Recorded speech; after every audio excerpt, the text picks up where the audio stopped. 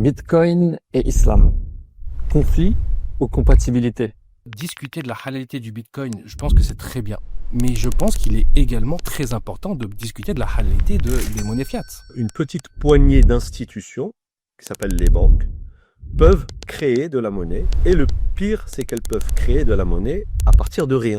À partir du moment où on leur donne ce pouvoir-là, donc ils peuvent tricher. Ça veut dire quoi? Ça veut dire que l'argent que l'on possède dans notre compte bancaire ou en cash même, lui-même est issu d'un processus ribawi. Le Bitcoin, c'est une technologie libératrice, mais c'est pas une boussole morale. Là où la charia, au contraire, c'est une boussole morale avant d'être un système économique. Non, là on Et est c'est, d'accord. et c'est là où il faut essayer de trouver comment compléter la technologie en y intégrant cette boussole morale. Et c'est notre rôle en tant que musulmans.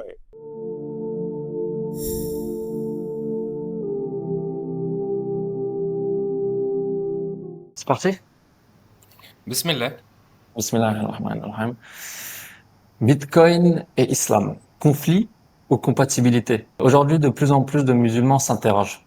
Est-ce que le Bitcoin peut être considéré comme halal? Et si oui, comment s'intègre-t-il dans les principes de la finance islamique? Pour en parler, aujourd'hui, j'ai l'immense plaisir d'accueillir deux experts dans leur domaine. Amjad, fondateur de Dar al-Bitcoin, passionné de crypto et défenseur d'une vision où la technologie libère la finance du système basé sur le riba. Boubker, de l'autre côté, expert également en finance islamique et en blockchain, connu pour son approche nuancée et éthique sur ces questions. Ensemble, nous allons voir les avantages, les risques et les implications religieuses et économiques du Bitcoin à la lumière de la charia, Inch'Allah. Alors, sans plus attendre, commençons avec une première question adressée à toi, Amjad. Donc, pour ceux qui découvrent le sujet, qu'est-ce que le Bitcoin exactement? Et pourquoi le considères-tu comme une révolution? Salam alaikum wa rahmatullahi wa barakatuh. Merci beaucoup, Mohamed. Wa alaykum Et juste salam. pour clarifier sur l'introduction, je suis plus passionné de Bitcoin que des cryptos. On y reviendra peut-être si on arrive à faire la distinction entre les deux, parce qu'il y a vraiment une distinction à réaliser. Par rapport à ta question, qu'est-ce que le Bitcoin? Alors moi, ma définition, elle va être un petit peu particulière. Ma définition de Bitcoin, c'est une révolution technologique qui résout un problème monétaire profond, qui touche énormément d'aspects de notre société, des aspects économiques, également sociaux. Et Bitcoin, c'est également peut-être la meilleure arme que l'on ait pour combattre le riba et rétablir une finance islamique saine. On en parlera également peut-être tout à l'heure en creusant un peu ces sujets-là.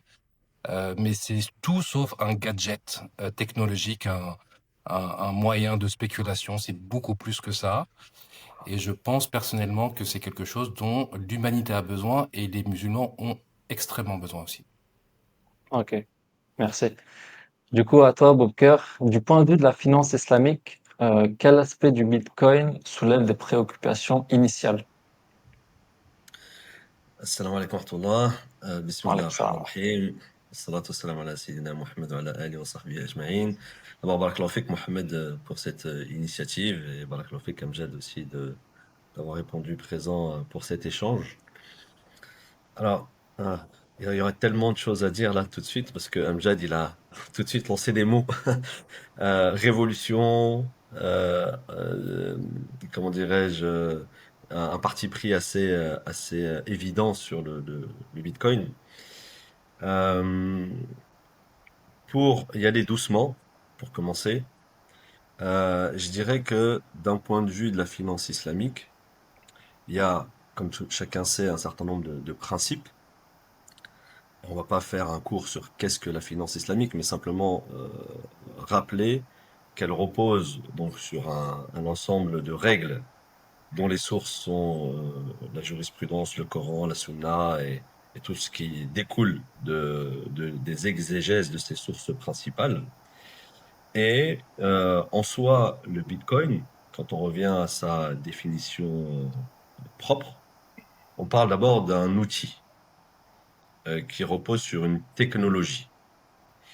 Et là, j'ai envie de dire, pour commencer, que la technologie, elle est neutre.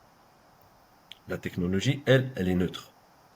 Maintenant, ce qui est moins neutre, ce qui ne l'est pas du tout, c'est l'être humain qui va utiliser cette technologie.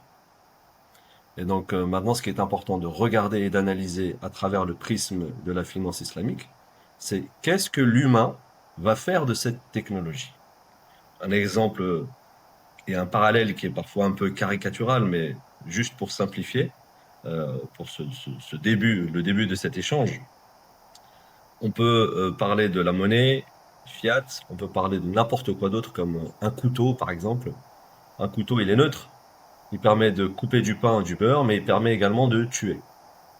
Pour moi, la technologie, que l'on parle du Bitcoin ou d'autres technologies, c'est pas la technologie en elle-même. On va le voir peut-être un petit peu plus tard, qui est problématique, mais c'est plutôt l'usage que l'être humain va en faire. Et c'est là qu'on va pouvoir dérouler et décliner sur ce qui est en phase avec les principes de la finance islamique ou sur ce qui ne l'est pas du tout. Voilà ce que je peux dire juste pour commencer. Je sais pas si mes propos sont clairs, mais n'hésitez pas à C'est m'interrompre ou clair, à me c'est clair. reprendre si ça ne l'est pas. Super, merci beaucoup pour cette introduction. Bah, je pense que ça pose les bonnes bases de cet échange. Avant que vous commenciez à échanger et à vous battre, j'aimerais bien qu'on parle un peu de définition. Donc, les savants, quand ils discutent du Bitcoin, etc., ils évoquent des termes comme mal, comme thaman, etc. Mal, on peut définir ça comme un actif ayant une valeur. Donc, je voulais savoir si toi, Booker, pour commencer, tu pouvais définir c'est quoi un mal et si le Bitcoin peut être considéré du coup comme un mal en termes de la finance islamique. Oui, très clairement, sur ce sujet, là aussi, les savants se sont déjà prononcés. Euh, Encore une fois, quand on regarde la technologie et sur quoi elle repose, certains qui sont pas des spécialistes du tout vont vous dire oui, mais ça repose sur rien, c'est pas palpable, donc en cela, c'est pas valorisable. Or, c'est tout le contraire, le Bitcoin. Ça repose sur une technologie qui est connue, qui apporte énormément de choses à l'économie et plus précisément à l'échange de valeurs et donc aux transactions. Et c'est ça qui va nous intéresser particulièrement.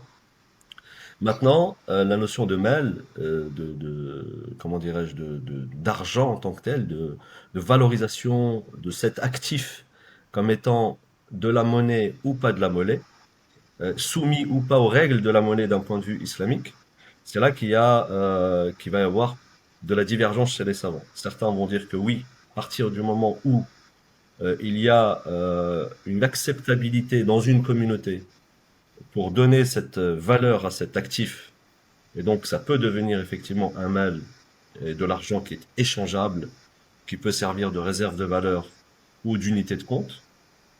Quand d'autres vont dire non, les attributs ne sont pas encore totalement réunis dans le Bitcoin, notamment un qui est parfois important, mais pas pour tous, c'est celui de la reconnaissance par un État. Or, le Bitcoin par essence, c'est tout le contraire. Le Bitcoin par essence, lui, veut décentraliser. Il veut pas qu'il Ah, y ait une autorité suprême qui vienne dire quelles sont les règles. Le Bitcoin, lui, il a déjà déterminé un certain nombre de règles tout en focalisant sur deux éléments importants, la neutralité et la liberté. Or, dans la finance islamique, enfin dans l'islam en général, la liberté, elle a certaines limites. Parce que l'être humain ne peut pas faire tout ce qu'il veut. Il a un référentiel qui lui donne un cadre. Et donc, à partir du moment où il y a un cadre qui est posé par le Créateur Dieu, donc il y a moins de liberté. C'est là où, justement, les principes de la finance islamique vont venir dire ce que l'on peut faire ou ne pas faire avec le Bitcoin. Donc, en cela, voilà, je pense que la notion de mal ou de définition, de valorisation n'est plus un sujet chez les savants. Tout le monde a compris de quoi il est question. Mais encore une fois, on revient toujours à maintenant, qu'est-ce qu'on fait de ce mal? Qu'est-ce qu'on fait de ouais. cette chose à laquelle on donne une certaine valeur? Si je peux rebondir sur ce que tu dis, Booker, sur le sujet de la définition du mail, il y a des juristes, des mouftis d'un institut à Londres qui s'appelle El Khayt El Abyad, qui ont fait un papier très intéressant et très détaillé sur le sujet. pour qualifier est-ce que le Bitcoin est un mail légitime selon la jurisprudence islamique. Et il le définit selon des critères assez clairs, qui sont le premier, est-ce qu'il remplit des critères de tamawul, de désirabilité. Il doit être en lui-même sujet à être souhaité. Il doit y avoir une attractivité, un souhait pour que les gens puissent l'accumuler. Deuxièmement, il doit être stockable. Il y a une notion de iddikhar. Tout objet ou tout actif, tout mail doit pouvoir être stocké puisqu'il doit représenter une valeur qui se préserve dans le temps et donc doit nécessiter une stockabilité ou une capacité à être stocké. Et puis ensuite, il doit être également taqawum, c'est-à-dire qu'il doit avoir une valeur, qu'il il ne doit pas être euh, il ne doit pas avoir en lui-même de manière intrinsèque quelque chose qui est haram dans sa façon de fonctionner. Et sur tous ces critères-là, le Bitcoin répond totalement en fait. Il est stockable, il est désirable et il ne contient pas en lui-même de riba ou de gharar dans sa politique monétaire ou dans son architecture. Et donc selon ces critères-là, il considère que c'est le cas, je pense, maintenant de quasiment tous les juristes, qu'il est un mail légitime. On pourra ensuite débattre effectivement d'un des sujets ou des sujets qui font que certains savants ne sont pas à l'aise avec le Bitcoin parce qu'ils le considèrent comme potentiellement un outil spéculatif. Mais sur sa nature en soi, ce n'est pas parce que c'est un objet digital qu'il n'a pas d'existence. Je pense que ça, c'est un sujet qui est très important. Il y a eu même des débats sur ce sujet. C'est un sujet très intéressant d'un point de vue technologique, à savoir est-ce que le Bitcoin existe réellement, parce que les gens ont peur, on se dise, mais en fait, c'est quelque chose qui est virtuel, qui est pas palpable parce qu'il n'a pas de nature physique. Mais en fait, ce n'est pas du tout un souci dès lors que l'on peut démontrer qu'il a une existence réelle. Et technologiquement parlant, il a une existence. La technologie digitale a une existence. La preuve, c'est qu'on est là en train de faire une discussion entre nous et on arrive à échanger à des centaines ou des milliers de kilomètres les uns des autres grâce à cette technologie qui a réellement une existence. Et Ouais. donc, et en plus sur le sujet du lien avec le monde réel, le Bitcoin a un lien très fort en fait avec le monde réel à travers le consensus de la preuve de travail qui nécessite de la dépense d'énergie dans le monde réel. Donc ce n'est pas quelque chose de virtuel, ce n'est pas une monnaie virtuelle. C'est une monnaie qui a une forme digitale mais bien réelle. En islam, du coup, Juste, le juste virtuel, un élément bien sûr. complémentaire sur l'existence. Effectivement, ceux qui disent qu'il n'a pas d'existence réelle ne connaissent pas son infrastructure. Derrière, il y a des vrais ordinateurs qui tournent, il y a un véritable travail, il y a un code cryptographique qui tourne, etc. Et donc, en réalité, la valeur intrinsèque du Bitcoin, elle est bien, bien, bien plus importante que celle qu'on peut lui donner sur le marché. Tellement l'infrastructure du Bitcoin, elle est grande et importante et elle a une existence concrète. Ça, effectivement, c'est un argument qu'on peut rapidement balayer quand on regarde de plus près juste l'infrastructure sur laquelle il repose. Excuse-moi, Mohamed, je voulais juste rajouter ce point parce que c'est un argument qui revient souvent. Effectivement, il est très ingénieux. C'est pour ça que quand je parlais de révolution technologique, moi je suis à la base issu du monde de la technologie, je travaille dans le conseil en technologie, et c'est un système qui est extrêmement ingénieux, qui nécessite d'ailleurs beaucoup d'études pour le comprendre réellement, hein. C'est l'un des soucis des gens qui rencontrent Bitcoin à prime abord. On ne voit pas en fait toute cette complexité et toute l'ingéniosité qu'il y a derrière. Je voulais juste rebondir sur le sujet de l'aspect monétaire. Donc effectivement, il y a, et d'ailleurs ces mouftis de l'Institut Al-Khayt Al-Abyad débattent du sujet de est-ce que du coup c'est un mail qui est un hard, un actif, une réserve de valeur, ou est-ce qu'on peut même dire qu'il est une monnaie, qui est une autre catégorie, une sous-catégorie des hard. Et donc par rapport à ça, eux leur position c'est de dire donc déjà dans les monnaies en islam, on peut distinguer deux types de monnaies. On a les monnaies qui sont adoptées de manière massive ou qui sont reconnues de manière générale, qu'on appellera ta'amul. Donc dans ce cas-là, effectivement, s'il y a une acceptabilité globale et générale, il n'y a pas de débat. Ce n'est pas le cas du Bitcoin aujourd'hui. Mais il y a également une autre catégorie qui est une acceptation spécifique, qui fait que le Bitcoin peut enfin, une monnaie peut également être l'objet d'une acceptation entre les parties qui l'utilisent, entre l'acheteur et le vendeur. C'est ce qu'on appelle le istilah. Le Bitcoin rentre dans cette catégorie-là aujourd'hui. C'est-à-dire qu'il est reconnu par un certain nombre de personnes dans le monde comme étant une monnaie, comme étant un objet d'échange. Et d'ailleurs, son adoption grandit régulièrement et en très forte progression. Et même d'un point de vue islamique, même s'il est reconnu uniquement par les parties qui l'utilisent et qui l'échangent, cela suffit pour pouvoir lui donner une reconnaissance et une validité dans les échanges de valeurs. Donc il n'a pas besoin, pour dire les choses autrement, il n'a pas besoin d'être reconnu par l'ensemble de la population mondiale pour être considéré comme valide dans un échange économique. Ouais. J'aimerais bien rebondir sur ce point et avoir l'avis de Boubker. Donc je pense que c'est un point de distinction majeur sur le sujet du Bitcoin. Est-ce que c'est une monnaie ou un actif? Donc on voit bien que Amjad considère ça comme une monnaie et il a ramené quelques arguments, notamment ceux des savants. Mais je voulais entendre ton avis sur ça, Boubker. Est-ce que tu considères toi aussi ça comme une monnaie ou comme un actif? Et quels seraient les arguments des savants, etc. Ouais, j'ai envie de dire, ça dépend à quel endroit, dans quel endroit du monde on se situe. Par exemple, en France et en Europe, le Bitcoin a fait l'objet d'une définition réglementaire. Et donc, à partir de là, si on veut respecter la loi et être conforme à la réglementation locale, on est obligé de suivre la définition locale qui, ici, les Européens ont déclaré, enfin, ont défini le Bitcoin comme étant un actif digital soumis voilà, à des règles spécifiques, notamment ils attirent l'attention de toute personne intéressée par le Bitcoin sur le fait que ça reste un actif financier hautement spéculatif.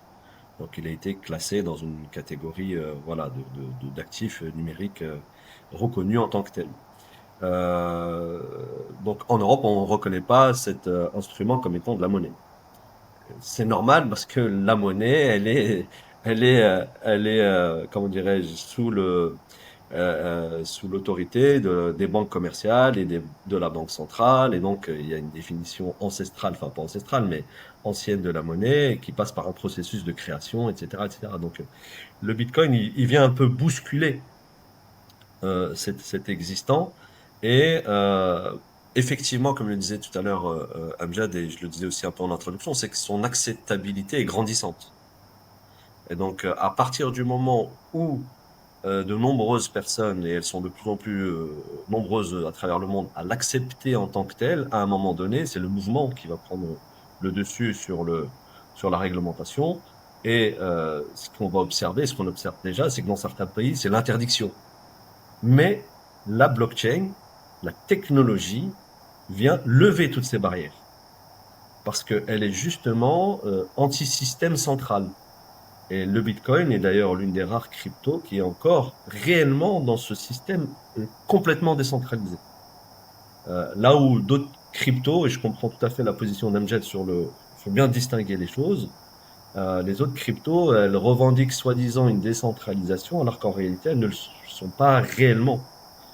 Et donc, à partir de là, si une communauté, aussi grande soit-elle, accepte cet actif comme étant une monnaie, que la loi soit là ou pas, finalement, la technologie permet de passer à travers les mailles de la loi et donc de faire des transactions, quand bien même la loi locale ne le permet pas.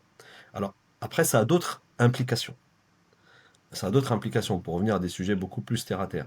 Maintenant, quand j'utilise le Bitcoin dans une transaction, vont se poser d'autres questions. Comment je traite cette opération sur le plan comptable si je suis une entreprise?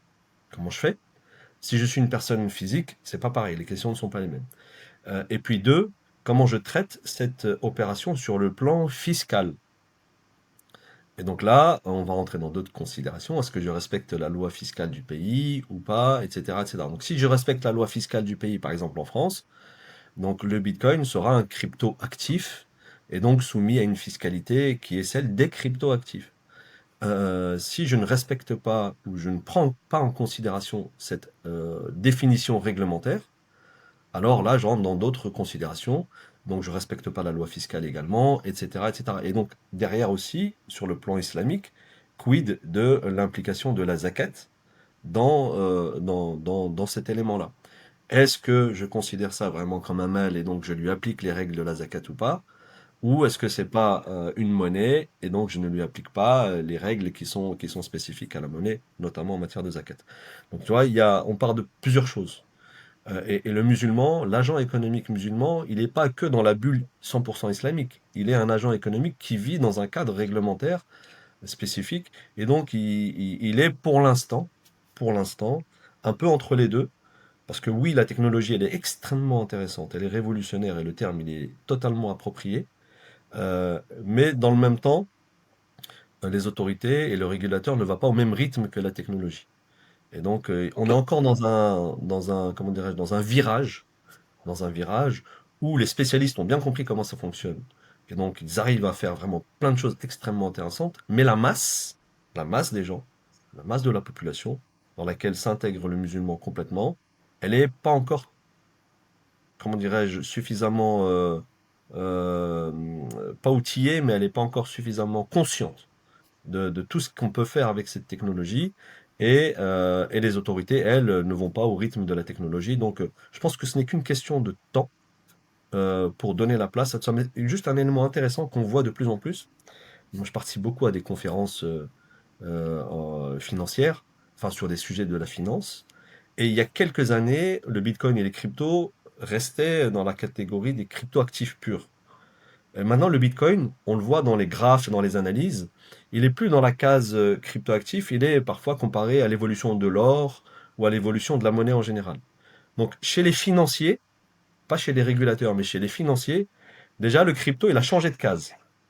Il est Mm. plus un simple cryptoactif, il est maintenant comparé, et son évolution économique est comparée à des actifs tels que la monnaie ou l'or. Donc c'est déjà intéressant de voir que, encore une fois, dans la sphère financière, les choses ont changé. Dans la sphère régulateur et politique, les choses sont encore comment dirais-je, en cours de discussion. Tu Ça, as c'est un point parlé, très important, si je peux me je permettre, Mohamed. je pourrais rebondir, Amjad, juste j'ai envie de clarifier un point. Du coup, sur la reconnaissance du Bitcoin en tant que monnaie ou actif, tu as parlé de la réglementation européenne qui considère ça comme un actif. Parce que je voulais savoir aussi l'avis de l'islam sur le Bitcoin. Est-ce que c'est une monnaie ou un actif?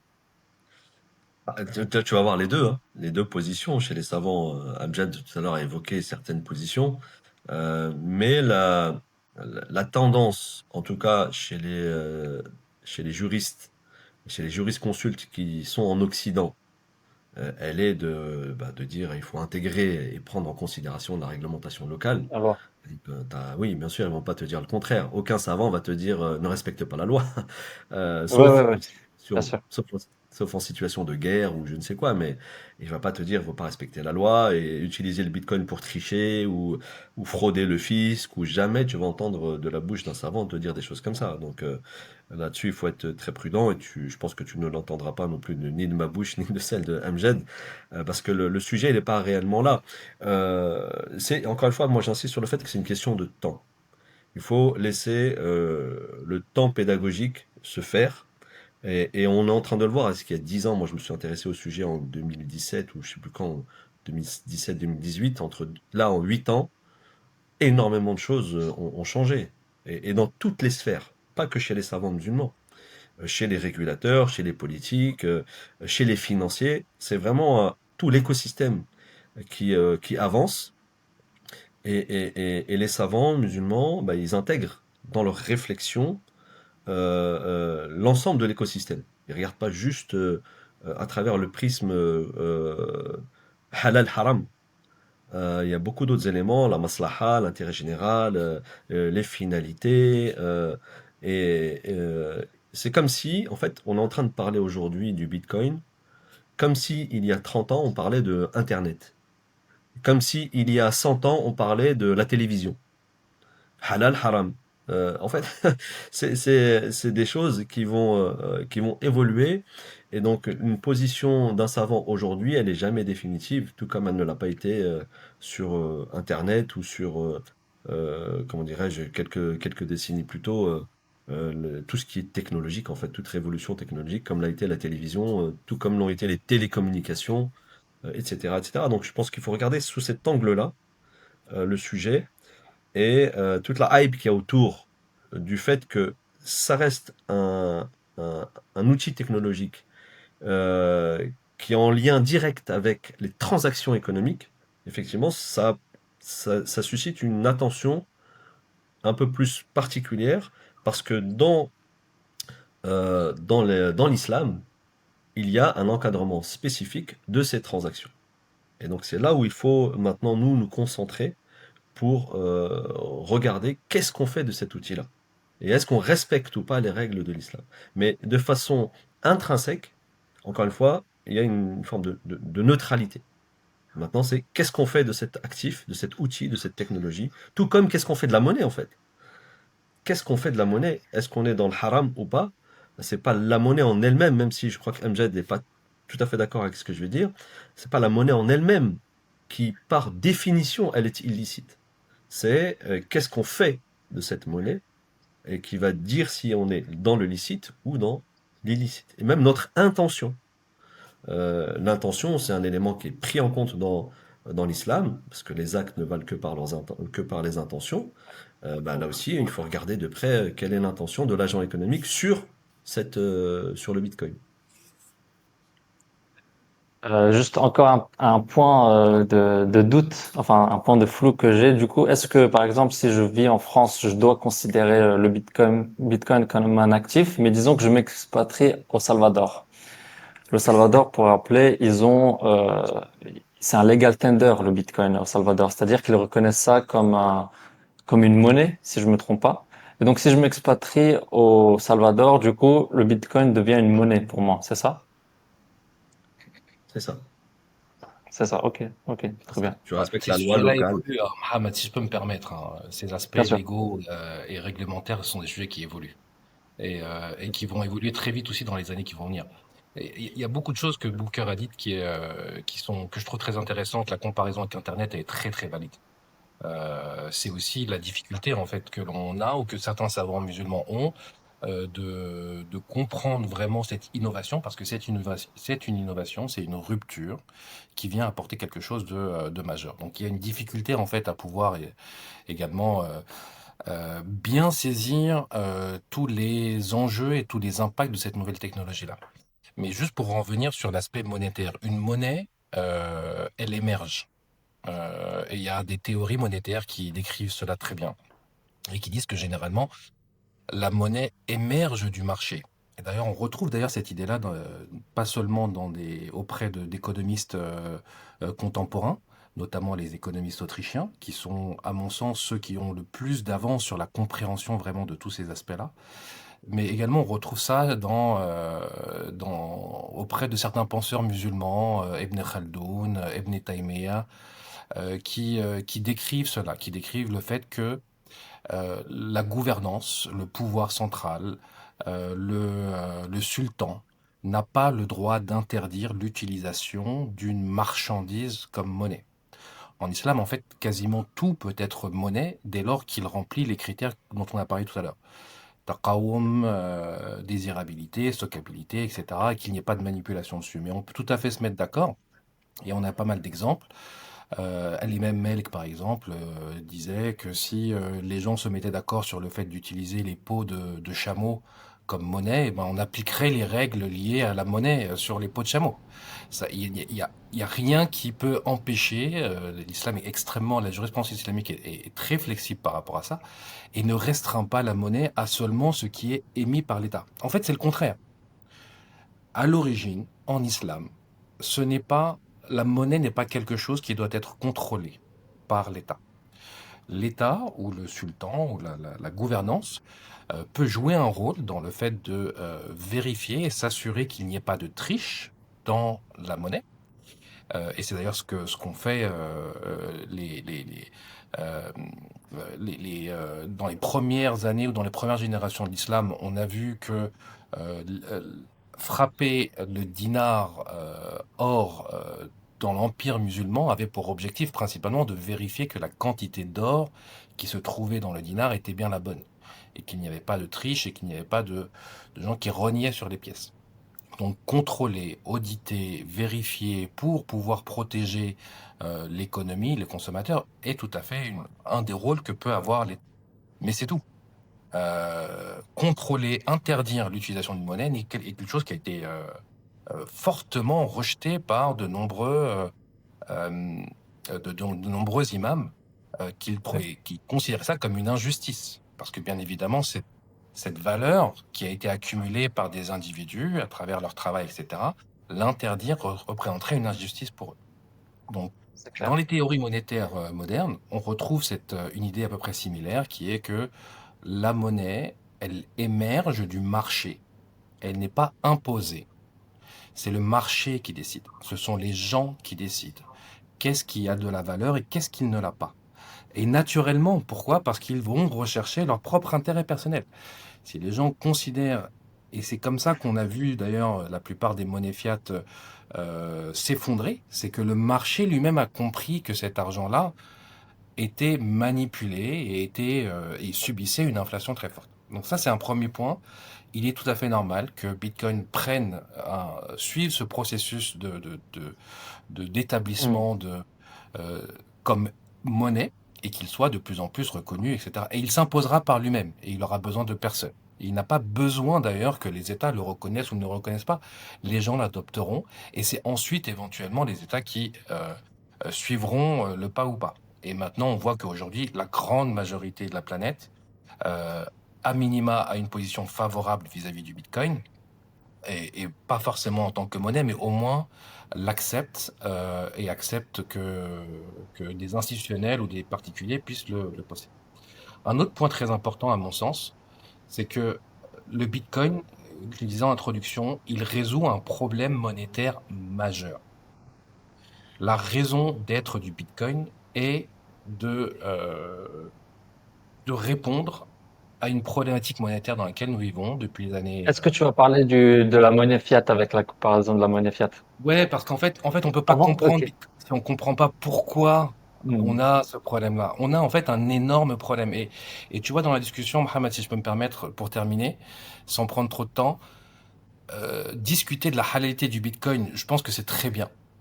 Mais je pense qu'il est également très important de discuter de la halalité des monnaies fiat. Parce que pour le coup, les Oui, du monnaies système qui existe en place, Est-ce bien qu'- sûr. Et c'est est-ce un des qu'elles répondent points. aux critères? Voilà. Est-ce qu'elles répondent aux critères du mail légitime? Et là, c'est très débattable et c'est très questionnable. Il y a des choses qui sont intrinsèques à la monnaie fiat, qui posent d'énormes problèmes et qui a des impacts significatifs sur les individus et qui normalement devraient alerter les musulmans dans leur grande majorité pour se dire ce n'est pas aligné avec nos fondamentaux et il faut que l'on prenne une position, il faut que l'on puisse travailler pour trouver des solutions, des alternatives, que ce soit Bitcoin ou autre chose.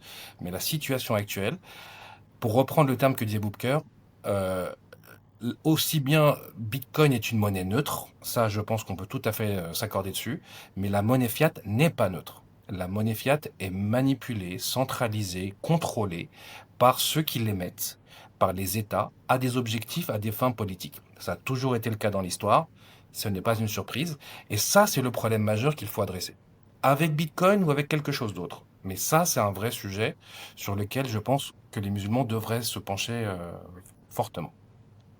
Désolé pour. Non, merci. T'as pas besoin d'être désolé. C'était justement le thème suivant. Donc, tu l'as introduit à ma place. T'as fait mon travail, c'est très bien. Mais du coup, avant de passer à ce sujet-là, je voulais juste parler rapidement de l'or et de la comparaison avec le Bitcoin. Est-ce qu'on peut, parce que Boubker, tu vois aussi, tu avais mentionné l'or. Est-ce qu'on peut comparer le Bitcoin avec l'or? Parce qu'ils ont quand même des caractéristiques un peu similaires. Ils sont tous les deux déflationnistes et rares.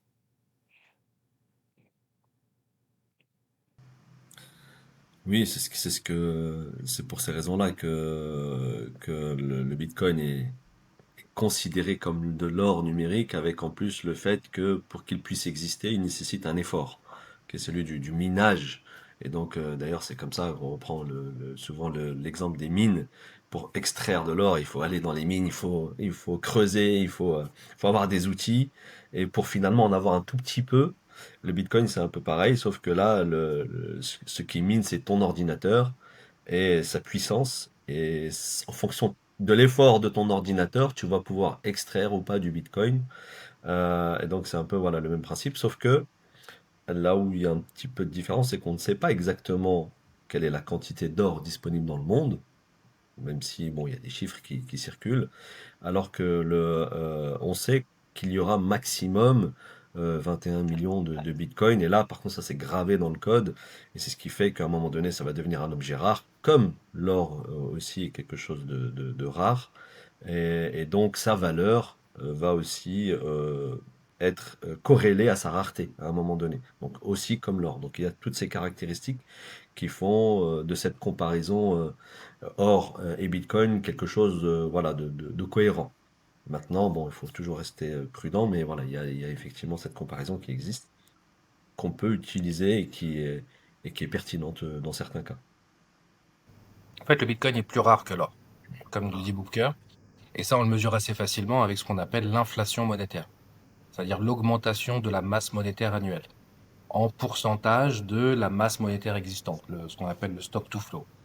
Le Bitcoin a une inflation monétaire actuellement de 0,8%. L'or a une inflation monétaire moyenne sur les quelques décennies précédentes qui est de l'ordre de 1,5 à 2%. Donc il est quasiment à 2 fois moins, enfin même plus que 2 fois moins à une inflation monétaire qui est inférieure à 50% de celle de l'or.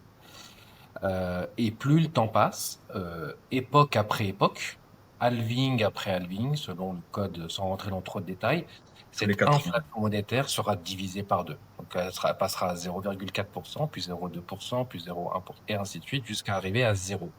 Donc c'est le seul actif au monde qui est connu, qui a une quantité fixe absolue. Et l'or, effectivement, on ne sait pas. On ne sait pas parce que plus la valeur de l'or augmente et plus les moyens mis à disposition pour chercher de l'or augmentent et plus on trouve de l'or en fait. Et on pense d'ailleurs qu'il y a beaucoup plus d'or que ce qu'on imagine, aussi bien dans les océans, aussi bien éventuellement dans l'espace, etc. On verra si l'homme a les capacités d'aller les chercher dans ces endroits-là. Mais même sur Terre, il est on trouve des mines d'or régulièrement, à force que l'on cherche en fait, on trouve. Et ça, pour une monnaie en tout cas, la rareté, c'est une qualité très très importante. La dureté de la monnaie est une qualité, une propriété qui donne de la valeur à la monnaie parce que justement, ça va permettre de d'apprécier la valeur de cette monnaie-là. Et ça va avoir un impact sur tous les acteurs économiques qui vont, eux, normalement, faire beaucoup plus attention à l'utilisation, à l'allocation du capital. Et donc ça a des vertus. Et en fait, on se rend compte également que dans l'histoire de l'humanité, toutes les civilisations ont eu des monnaies dures. Et en fait, c'est le contraire qui est une corruption, qui crée énormément de problèmes. Le fait d'avoir une monnaie faible, ou du moins une monnaie qui est facilement, dont la masse monétaire peut facilement augmenter, est une cause de troubles majeurs dans l'économie. Et c'est ce qu'on a aujourd'hui avec les monnaies fiat. Ça, c'est un gros souci. Et juste pour la petite histoire, cet après-midi, il y a des frères qui ont lancé une ferme de minage de Bitcoin à Sharjah, qui est basée sur du recyclage de plastique. Donc il faut en fait d'une pierre deux coups. D'une certaine manière, en fait, l'énergie nécessaire pour faire le minage, il la trouve en faisant quelque chose qui est positif pour l'environnement. Et en même temps, il utilise cette énergie-là pour monétiser et miner du Bitcoin. C'est un sujet très intéressant, le sujet du minage du Bitcoin, parce qu'en fait, il a des liens aussi forts euh, avec l'environnement, puisque pour pouvoir être efficient dans le minage d'or, il faut dépenser le moins de coûts de minage possible. Et l'énergie la moins chère, c'est l'énergie la plus verte, la plus bénéfique à l'environnement. Donc, il y a quelque part un cercle vertueux à faire du Bitcoin, puisque ça va pousser nécessairement à aller chercher de l'énergie qui, elle, est verte. Donc voilà. Amjad, tu as dit que avant que tu rebondisses, Popker, juste un point rapidement. Tu as dit que le Bitcoin a une inflation de 0,8%, c'est ça? Moi, je pensais que le Bitcoin était déflationniste. Parce que quand on regarde sur le long terme, le Bitcoin prend de la valeur et pas Oui, seulement un petit peu. Donc, c'est sûr. ça pousserait même les gens à ne pas dépenser, comme tu as dit, mais plus que ne pas dépenser, vraiment garder la monnaie sur le long terme au lieu de la dépenser, etc. Donc peut-être que, Ceux qui est-ce que ça utilisent le rentrerait terme pas? Oui. Ceux qui utilisent le terme monnaie déflationniste, c'est un terme qui est abusif. Bitcoin n'est pas une monnaie déflationniste, ni l'or. Bitcoin est désinflationniste. C'est-à-dire que son Ok. inflation se réduit dans le temps jusqu'à tendre vers zéro. Déflationniste voudrait dire que sa masse monétaire se réduit. C'est pas le cas du Bitcoin. Ok. Théoriquement parlant, dans l'absolu. Même si après, il peut y avoir des bitcoins qui sont perdus, et ça arrive aussi. Ça exerce également une pression supplémentaire sur la masse monétaire. Mais Hmm. en termes en tout cas, dans la politique monétaire de Bitcoin, fait que cette masse, elle augmente, mais de moins en moins tous les 4 ans, jusqu'à arriver à Oui. Oui. zéro. Ce qu'il faut garder en tête, c'est cette masse monétaire fixe cible. Ok, merci pour cette clarification. Boubker, tu voulais rebondir, désolé. Je voulais juste savoir sur ce point. Oui, en fait, non, c'était rebondir, c'était juste parce qu'il parlait de fermes, de minage et d'énergie, de consommation, etc. Donc c'était juste pour l'inviter à peut-être préciser pour les auditeurs, les internautes qui nous écoutent, c'est quoi une ferme de minage? Parce qu'on s'imagine une ferme avec des champs, avec des, tu vois, une ferme de Ouais, c'est minage. vrai. Est-ce que c'est un champ avec des arbres ou est-ce que et des plantes? Qu'est-ce qu'on plante exactement? C'est juste préciser que c'est une salle dans laquelle il y a des ordinateurs qui demandent une puissance de calcul importante justement pour faire du minage. Et plus le temps passe, et plus cette puissance de calcul doit être importante parce que c'est le plus rapide qui arrive à générer du Bitcoin. Et donc, si tu as un petit ordinateur qui est pas très puissant, bah, tu risques pas de générer du Bitcoin. Quand en face, tu as des fermes de minage qui nécessitent donc un peu de consommation énergétique. Et donc là, ce que tu disais tout à l'heure, c'est ils alimentent ces salles dans lesquelles il y a plein d'ordinateurs par de l'énergie verte et donc de l'électricité à la fois peut-être pas très chère et en même temps protectrice de l'environnement. C'est ça que tu voulais dire, je pense, Amjad. Voilà, c'est juste pour... Ouais, tout à fait, tout à fait. Et ce sujet-là, par exemple, tu vois, Mohamed, c'est un sujet qui a fait beaucoup de débats les dernières années sur le Bitcoin. Est-ce que le Bitcoin ne détruit pas l'environnement? Est-ce que la logique même de faire du minage au sein de la politique monétaire du Bitcoin, est-ce que c'est quelque chose de positif ou pas? Certains ont critiqué ça très fortement, de manière très virulente, et ont même proposé des crypto-monnaies qui justement avaient été basées sur une logique différente, non Ouais. consommatrice d'énergie. Euh, En fait, c'est l'un des aspects les plus ingénieux de Bitcoin et qui est nécessaire en fait à l'existence de cette monnaie parce qu'elle la connecte au monde réel, comme on l'a dit tout à l'heure. Ça, c'est un point très important. Bitcoin ne peut pas exister sans le monde réel, sans la consommation d'énergie dans le monde réel. Deuxièmement, il y a un lien très fort en fait entre énergie et monnaie. Et le fait que dans la conception de Bitcoin, on retrouve cette logique-là, c'est quand même quelque chose de formidable. Parce que finalement, la monnaie, c'est quoi? Ce n'est ni plus ni moins que de l'énergie stockée à un moment donné, dans l'objectif de pouvoir l'utiliser dans le futur. Et cette logique-là, on la retrouve même dans l'architecture de Bitcoin, c'est-à-dire que la création de nouveaux Bitcoins, donc la politique monétaire, l'émission de nouveaux Bitcoins nécessite une dépense énergétique. Cette énergie-là, elle va se cristalliser dans des unités monétaires Bitcoin qui vont du coup conserver de la valeur monétairement parlant et être stockées pour être utilisées ensuite soit en échange de cette énergie qui a été accumulée contre un bien et un service d'une personne qui souhaite recevoir cette monnaie, ou tout simplement conservée dans le temps pour ensuite être utilisée dans le futur. Donc c'est toute cette logique économique et on revient en fait, c'est ça qui est très très beau je trouve dans le Bitcoin, c'est que aussi bien que d'un point de vue technologique, il y a des aspects qui sont très avancés, hein, on parle de blockchain, on va parler d'ajustement de complexité, on va parler de consensus, de preuve de travail, des termes un petit peu qui peuvent faire peur ceux qui nous écoutent, mais quand on prend le temps de les comprendre, finalement ça tombe sous le sens. Mais c'est surtout, la définition monétaire de Bitcoin est très profonde d'un point de vue économique. Heu, Beaucoup de personnes vont sous-estimer, en fait, cet aspect-là, alors qu'il a vraiment été créé pour ça. La Ouais, définition même de Bitcoin, c'est une monnaie. Il se définit lui-même comme étant une monnaie. C'est pour ça qu'il faut prendre très au sérieux, en fait, cette définition-là et dire: «OK, alors est-ce qu'il répond d'un point de vue économique, d'un point de vue énergétique, etc. Et en fait, on se rend compte que oui, c'est la forme, pour faire, pour dire différemment, c'est la forme la plus avancée, la plus technologiquement avancée de monnaie que l'humanité connaît. Et donc là-dessus, c'est un upgrade majeur en fait de monétaire. tout le monde ne serait pas d'accord sur ce point. Je pense à, par exemple, pour revenir aussi sur le point de que le Bitcoin est une monnaie ou un actif désinflationniste. Certains avancent l'argument que ça pousse du coup à la non-consommation. Enfin, toi aussi tu le dis, donc réduire la consommation. Mais ils vont plus loin, ils disent qu'il y a de la thésaurisation. On a par exemple entendu Anis Lajnef dans une de ses interventions récemment qui dit que pour lui, la pire forme de la monnaie, c'est l'or et le bitcoin. Parce que ça ne pousse pas les gens à consommer en fait, ça pousse les gens à thésauriser, à épargner, à ne pas utiliser cette monnaie. Et donc pour lui et pour d'autres personnes également, ça rentre en contradiction avec la définition d'une monnaie. Donc quel est votre avis sur cet aspect-là?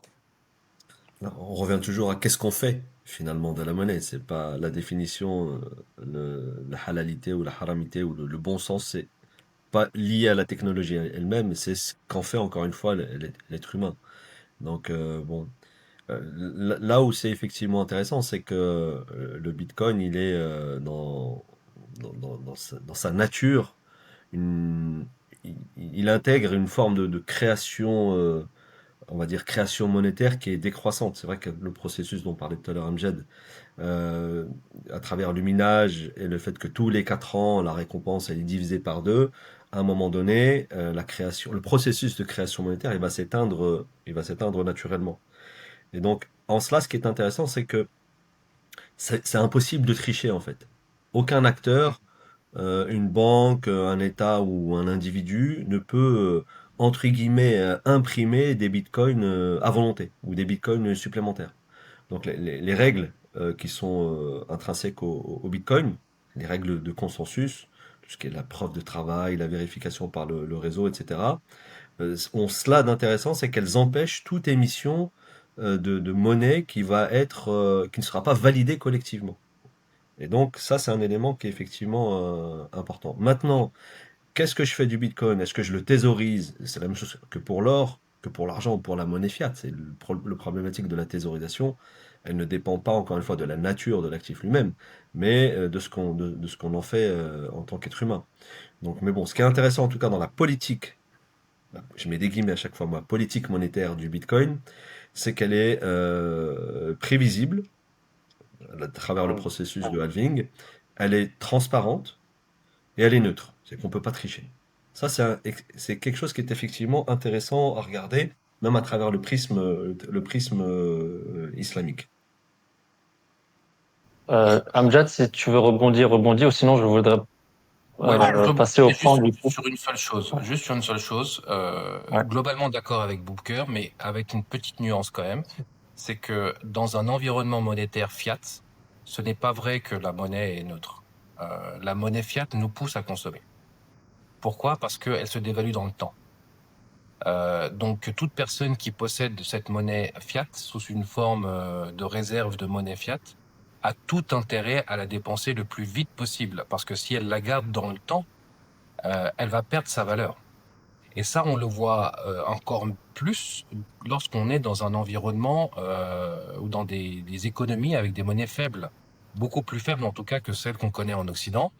Je peux citer le cas de l'Égypte que je connais bien parce que je suis d'origine égyptienne, avec des inflations à 2 chiffres chaque année.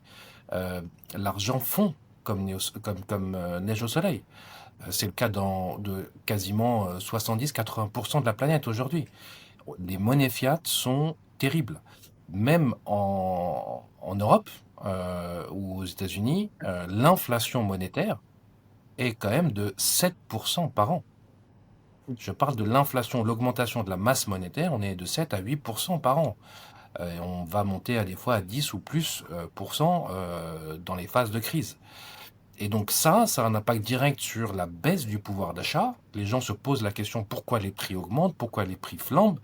La raison principale, elle est structurelle. Elle vient du fait qu'il y a une inflation monétaire. Et donc, cette inflation va avoir un impact sur les individus.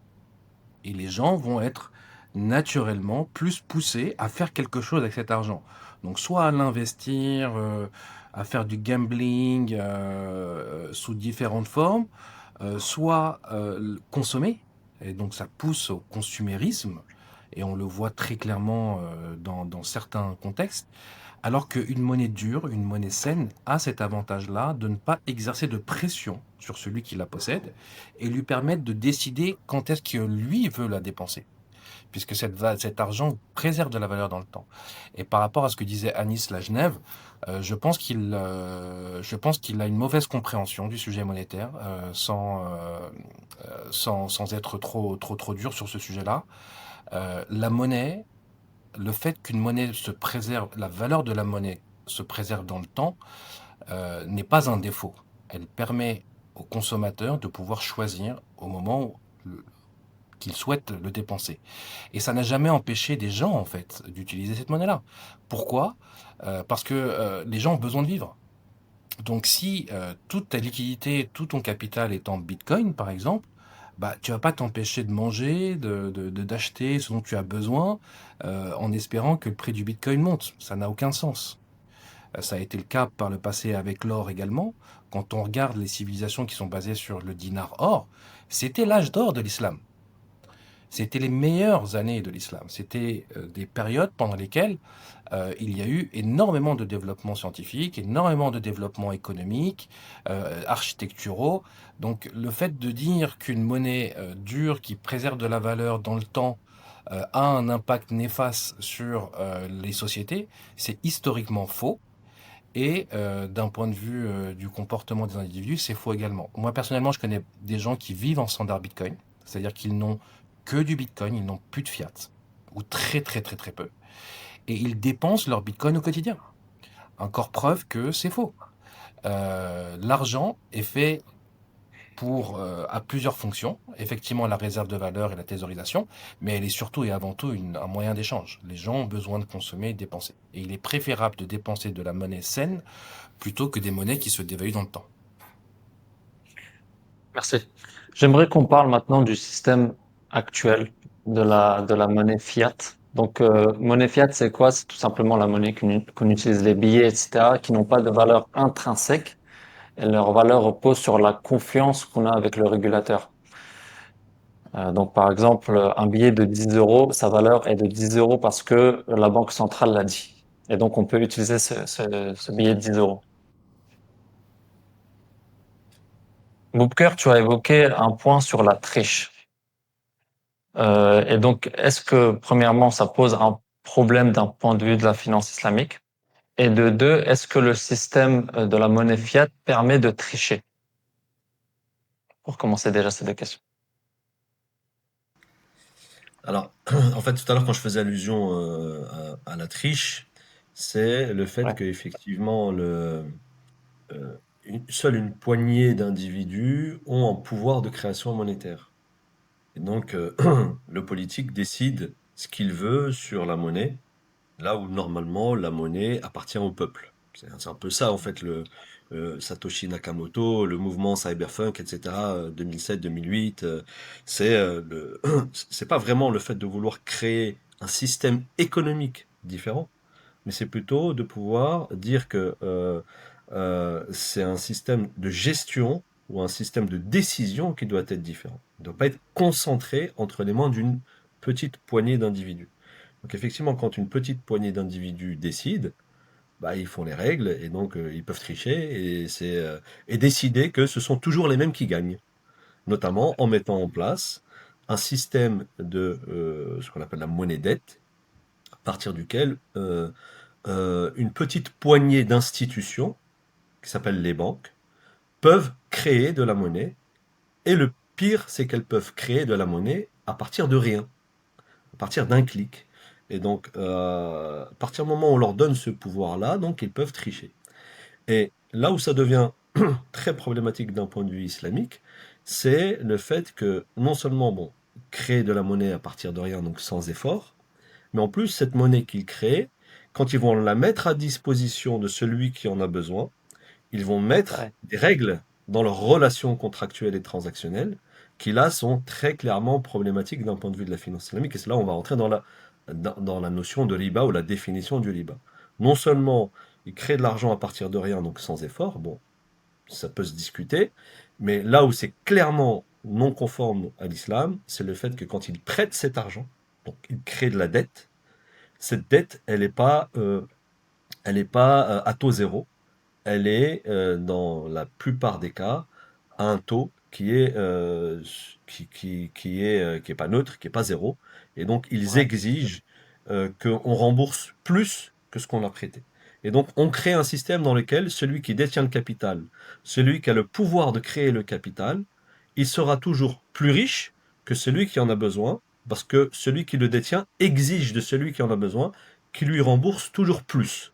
Et donc, là, il y a une forme d'injustice qui est née de ce pouvoir de création monétaire qui est donné à une petite poignée d'individus. Et donc, à partir de là, voilà, c'était dans ce sens-là que je faisais allusion tout à l'heure C'est- à la notion de triche.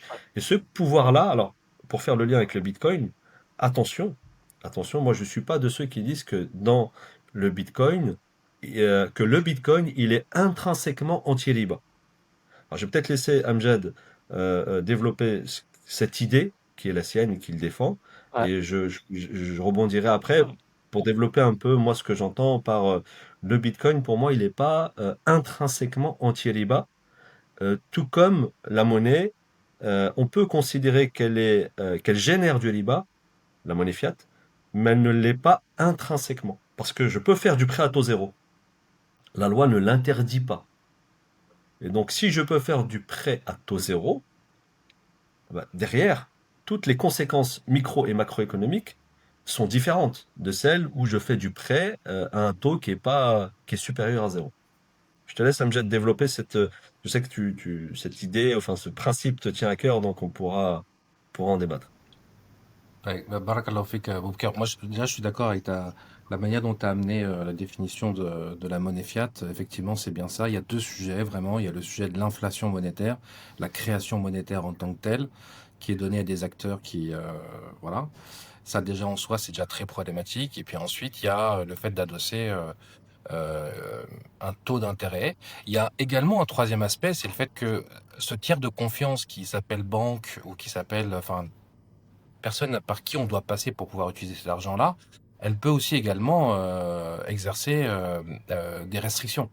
Des restrictions, des contrôles. Et ça également, c'est problématique d'un point de vue islamique. Le fait qu'une personne qui possède de l'argent en banque ne soit pas entièrement le propriétaire de son argent. En fait, on n'est pas notre propriétaire de notre argent en banque. On est juste le locataire. On a une créance. Une créance, ça veut dire quoi? Ça veut dire qu'un dépôt qui est fait sur un compte bancaire, c'est un prêt de l'individu ou du particulier qui a déposé cet argent. Il a prêté son argent à la banque. Et la banque, lui, doit cet argent. Donc, il a fait un prêt à taux zéro, pour le coup. Normalement, généralement, sur en tout cas les comptes de dépôt classiques. Et ensuite, la banque peut décider de lui mettre à disposition ou pas, ou de lui geler ses comptes, selon des règles plus ou moins arbitraires, ou tout simplement de lui fermer son compte. En France, toute banque commerciale a le droit de fermer le compte d'un particulier sans justification aucune. D'ailleurs, les musulmans ont dû apprendre ça de manière difficile ces dernières années. Il y a de plus en plus de personnes par suspicion de quoi que ce soit qui se voient fermer leur compte et sans aucune justification, musulmans ou pas d'ailleurs. Donc tout le système est problématique. Maintenant, si on revient au sujet du riba, en fait, la création monétaire avec un clic sans effort, ce qui n'est pas du tout le cas de Bitcoin, puisqu'on vient de dire, on a parlé de minage, etc. Ça, en soi, c'est vraiment l'un des moyens les plus efficaces de voler les gens sans qu'ils s'en rendent compte. On appelle ça également l'effet cantillon. C'est-à-dire que ceux qui ont accès à ce crédit monétaire ou à la création de nouvel argent, au moment où ils le créent, ils possèdent un avantage par rapport à ceux qui n'ont pas accès à ça. Et donc, ils se retrouvent euh, dans une, en possession du nouvel argent et ils peuvent acquérir des actifs réels qui, eux, vont prendre, du coup, leur prix va augmenter puisque on ne peut pas créer des actifs réels avec des clics. Euh, le prix et l'inflation des prix va augmenter. Et donc, ceux qui ont accès au crédit ont un avantage par rapport aux autres. Les autres verront leur propre argent se dévaluer. Donc, ils vont s'appauvrir dans le... Maintenant, pourquoi intrinsèquement dans l'ADN de ce système fiat, il y a du riba? Tout simplement parce que dans les faits, la plupart de la création monétaire est faite avec un taux d'intérêt. Aucune banque centrale ne fonctionne sur une période relativement longue avec des taux d'intérêt à zéro. S'il y avait des taux d'intérêt à zéro, on exploserait en fait le crédit dans le monde. C'est en augmentant les taux d'intérêt que les banques centrales et également les banques commerciales réduisent en fait le crédit, puisqu'il faut pour pouvoir être éligible et le coût de l'argent du coup augmente, donc il y a moins de personnes qui vont entre guillemets s'engager dans ce processus de crédit. Donc, et c'est pour ça qu'on voit que dans les périodes historiques où il y a des taux d'intérêt à zéro, elles ne peuvent pas durer. Ce n'est pas possible. Donc, le mode standard ou le mode de fonctionnement standard, c'est d'avoir des taux d'intérêt. Donc, ça veut dire quoi? Ça veut dire que l'argent que l'on possède dans notre compte bancaire ou en cash même, lui-même est issu d'un processus ribawi. Pour pouvoir être créé, il a fallu y avoir une dette de quelqu'un. Cette dette-là a très probablement été adossée à un taux d'intérêt. Donc la forme même de la monnaie est un processus riba. Donc que l'on veuille ou pas, finalement, on se retrouve impliqué, malgré nous, dans un processus dont on ne peut pas en fait sortir. Et d'où l'importance et la nécessité de trouver des alternatives et de revenir à la définition authentique de la monnaie selon l'islam. La définition de la monnaie en islam, ou les exemples monétaires qui ont été donnés par le prophète sallallahu alayhi wa sallam, ce sont des marchandises. Ce n'est pas de la dette. Cette même notion d'avoir de l'argent dette, l'argent crédit, n'est pas islamique. Et ça, pour moi, je pense que c'est un sujet fondamental sur lequel les penseurs économiques musulmans, les responsables qui travaillent dans le secteur de la finance islamique ou même tout simplement les savants musulmans doivent se saisir de ce sujet-là. C'est un sujet extrêmement important parce qu'il a des répercussions phénoménales sur toutes nos vies et il est important de trouver une solution. Et ensuite, on peut parler quelles sont les solutions disponibles. Est-ce que le Bitcoin est l'une des meilleures solutions ou pas? Personnellement, je pense que oui. Et on pourra peut-être éventuellement discuter de pourquoi. Mais il est nécessaire de faire quelque chose. Et si on ne le fait pas, nous pénalisons nous-mêmes pour plein de raisons. Pour une raison déjà morale, telle que je le disais tout à l'heure, mais également pour des raisons économiques, puisque cet argent-là, avec cette création monétaire, elle se dévalue, donc elle nous appauvrit en fait. On est les premiers à être pénalisés par cet argent fiat. Ouais, alors si je peux, Mohamed, rebondir sur ce que vient de dire Amjad, pour nuancer un petit peu la problématique de la monnaie dette. ce qui est problématique, encore une fois, c'est comment euh, en fait, la dette en soi n'est pas un problème d'un point de vue islamique. Il est tout à fait permis et même encouragé de prêter à quelqu'un qui est dans le besoin ou qui soit dans une situation économique difficile ou pas d'ailleurs.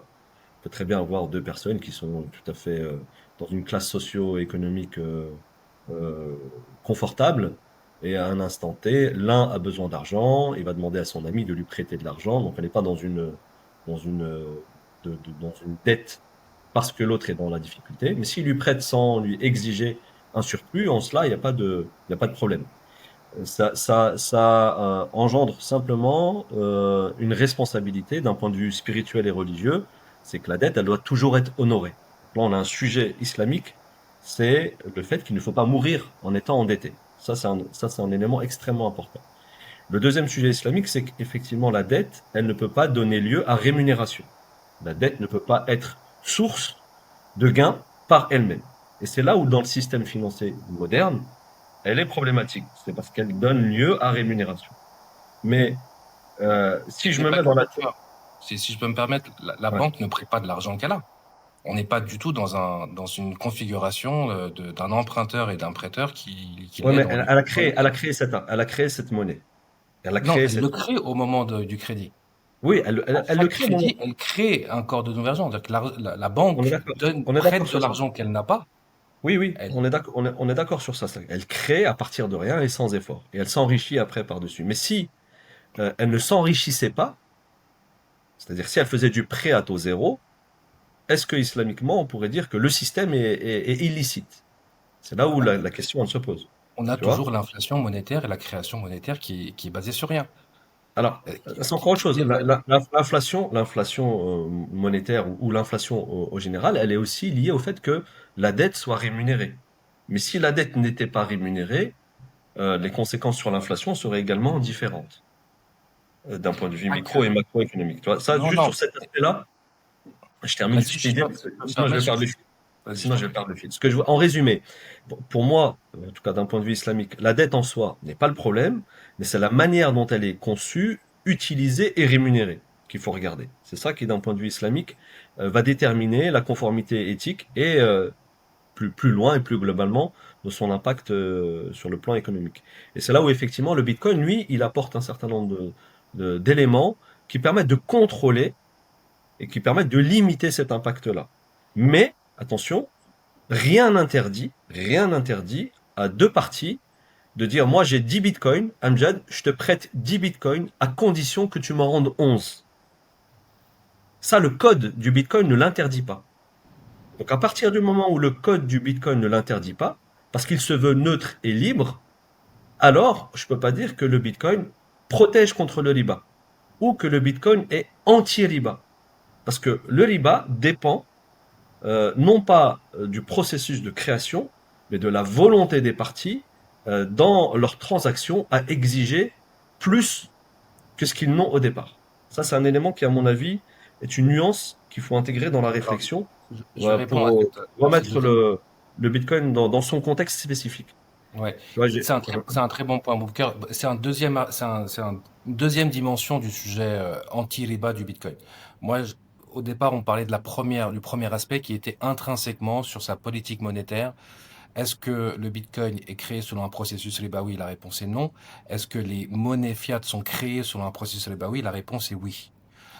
Et ça, c'est quelque chose qu'on ne peut pas nier parce que pas que, quand bien pas même, que, quand pas bien que. même, quand bien même, il faut Elles peuvent être créées sur un processus non ribaoui. C'est important de le dire d'un elle point de vue juste pour pourrait, être alors théoriquement, si tu veux, elle pourrait, mais dans les faits, elles ne le font pas. oui, Concrètement, aujourd'hui, parce que les banques commerciales, elles ont besoin de gagner de l'argent et pas c'est le que, moyen par lequel elles ont pas besoin de que. gagner de l'argent. Non, encore une fois, je pense que là, il y a un point qui est essentiel, c'est que euh, même s'il y avait pas de taux d'intérêt, il y aurait quand même un problème. Parce que ça voudrait dire que l'accès à l'argent, au crédit est facilité et ne coûte rien. Tout le monde se jetterait à prendre du crédit. Tout le monde se jetterait à avoir accès à cet argent qui ne coûte rien à être produit. Pour faire quoi? Pour acheter des actifs réels qui eux-mêmes, leur prix augmenterait et ensuite ils s'enrichiraient sans rien faire. C'est du vol organisé, pour faire simple.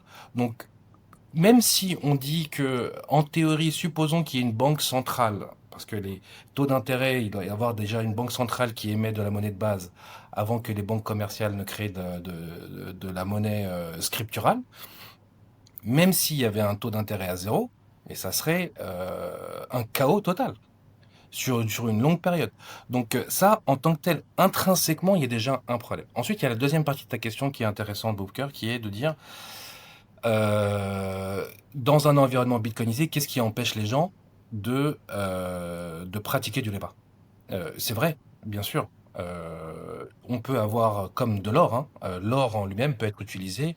Également, on peut prêter de l'or et exiger du riba dessus. Et c'est pour ça que le prophète sallam l'interdit clairement dans le hadith qui est très connu, hadith al-sarf, où il dit or contre or, argent contre argent. Bon. Par rapport à ça, la différence, c'est quand même que le Bitcoin est une monnaie dont la valeur augmente dans le temps. Pour quelle raison? Parce que sa masse monétaire est fixe. Et donc elle capte les gains de productivité de l'ensemble de l'humanité ou de l'ensemble des gens qui l'utilisent. C'est-à-dire que ces gains de productivité font qu'il y a de plus en plus d'actifs qui sont créés, mais pour une quantité monétaire qui, elle, n'a pas bougé. Donc sa valeur va augmenter d'autant.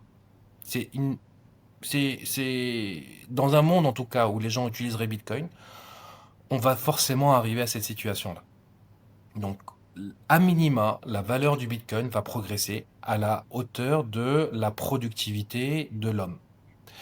Cette augmentation de valeur-là fait que il n'est pas intéressant en fait de prêter avec intérêt.